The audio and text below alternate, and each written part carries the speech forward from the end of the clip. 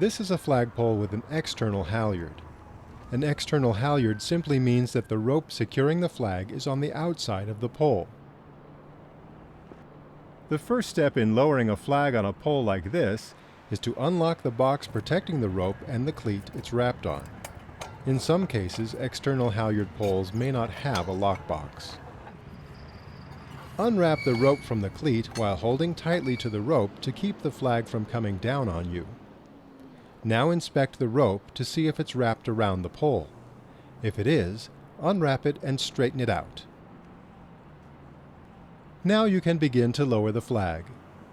Make sure you have both hands on the rope and proceed slowly. You may be surprised by the weight of the flag. Be sure to hang on to the rope. If you let go, the flag will drop quickly and will end up on the ground, which is what you are trying to avoid.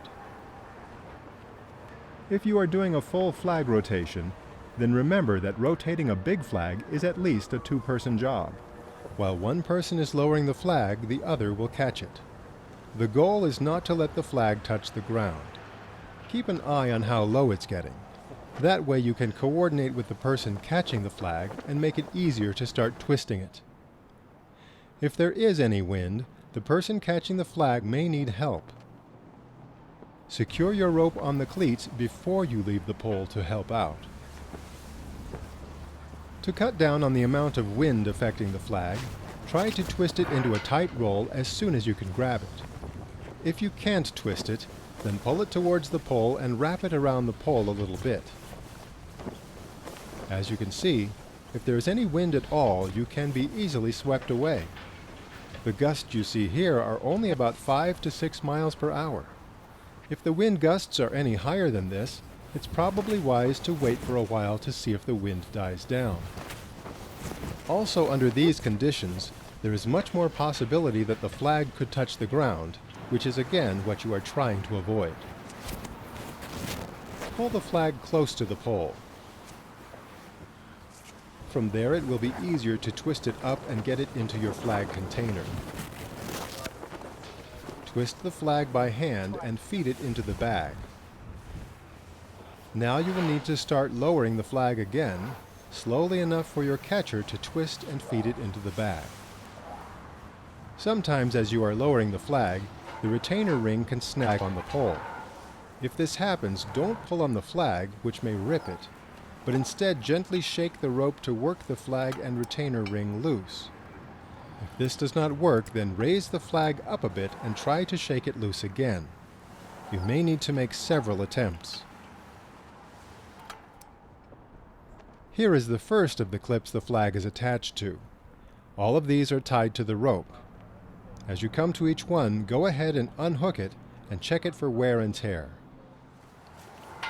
Continue twisting and stuffing the flag into your container. Sometimes the clips are stiff, and it may take some extra muscle to detach them from the flag. Also, do your best not to let go of the rope, so there is less chance of the rope coming down on its own. These are the retainer rings that are helping to hold the flag on the pole. They are held together by these fittings here. They need to be checked to see if they are tight. If any of them are loose, tighten them as much as you can by hand, then using a flathead screwdriver and a crescent wrench, you can tighten them further. Use the screwdriver as leverage to tighten the link with the wrench. Here are some important safety concerns to keep in mind. Take a look at the pole. Does everything look okay? Does the rope look like it should? Is it fraying? Can you see the cable on the inside of the rope? If any wear and tear looks excessive, then you shouldn't delay in replacing your rope. Flags of this size should be changed at least every 30 days because of wear and tear. Bigger flags are more easily ripped by the wind. If it is a windy day, remember that a flag being raised or lowered while blowing over a building, next to power lines, or toward a busy street could easily cause an accident. It's better to wait on working with your flag until there are calmer conditions. Also, besides wind problems, flagpoles attract lightning, so don't attempt to raise or lower your flag in thunderstorm conditions. Remember to keep the fittings tight and make sure they are not worn down.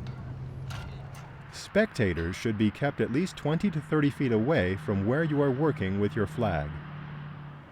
Remember safety first. Protect yourself with a hard hat. Gloves are recommended to avoid rope burns and to help get a grip on the rope. Also, be careful and pay attention to what you are doing.